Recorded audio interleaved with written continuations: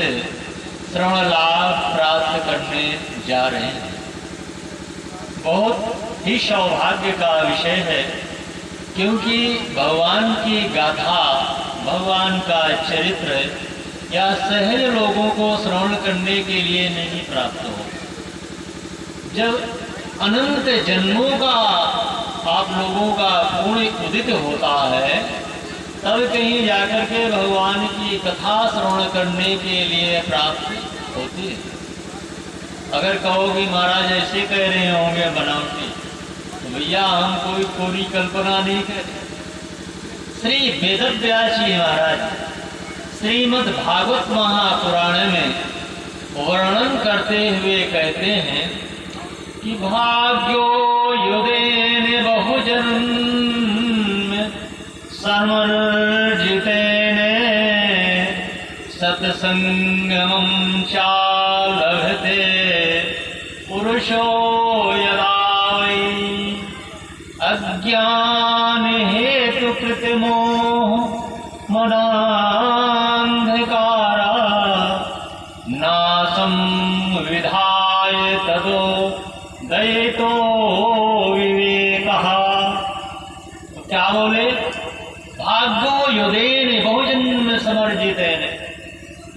तो भाग्य उदित होता है, बोले आज का, बोले आज का नहीं, बहुजन्म समर्जितेन, बहुत जन्मों से समर्जितेन अर्जित जो पुण्य है आपका वो, बोले अर्जित का कहीं भाई जी आज जैसे हम लोग भाई कमाए और कमा करके बैंक के अंदर जमा कर दिए तो हमारी अर्जित पूंजी, जब आवश्यकता हुई गए और अपना रसीद भरा और कैशियर साहब को दिया, पैसा निकाला, चले।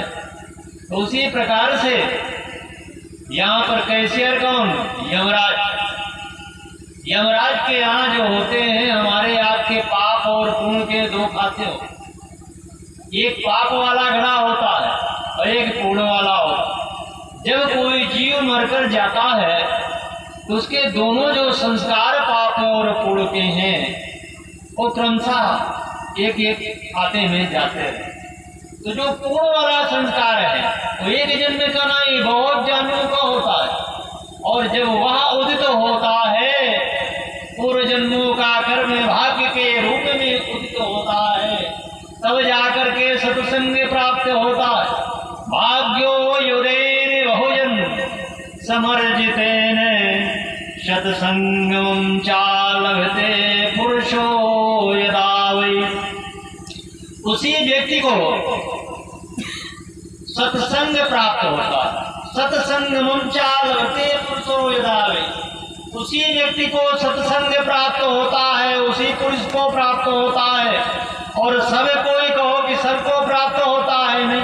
हाँ देखो, आपके गांव के अंदर भगवान की कथा हो रही है, लोग घर में बैठे हुए घर गृहस्थी के कार्यों को करने में समय लगा दें। इससे भी खाली है तो रोड में बैठ करके ताश खेलने में समय खर्चा कर देंगे, लेकिन 2 घंटा 3 घंटा भगवान की कथा श्रवण करने के लिए पंडाल में बैठ करके श्रवण करें, इसके लिए समय नहीं। बोले क्यों? क्योंकि उनका पूर्व जन्म का संस्कार उदित नहीं हुआ।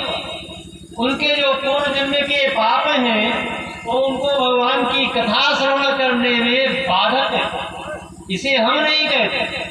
श्री कलिपावना अवतार श्री गोस्वामी तुलसीदास जी महाराज वर्णन करते हुए कहते हैं कि पापोन